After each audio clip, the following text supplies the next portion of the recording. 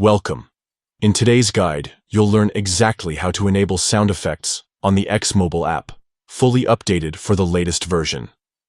If you've ever wanted a more interactive experience when scrolling, tapping, and navigating the app, sound effects can make everything feel more engaging and fun. Let's walk through the simple steps to switch them on. First, grab your phone and open the X app. Once it's open, take a look toward the top left corner of your screen. You'll see your profile icon. Go ahead and tap it. From there, a side menu will appear with several options. Scroll down slightly and select Settings and Privacy.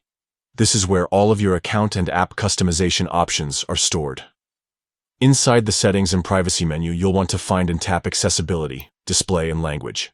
This section allows you to adjust how your app looks, feels, and even sounds. Next, tap on Display. Here's where the magic happens. As you browse through the settings, you should see an option labeled Sound Effects.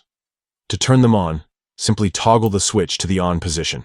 Once it's activated, you'll start to hear subtle, satisfying sounds whenever you interact with the app, whether it's tapping icons, navigating menus, or performing other actions.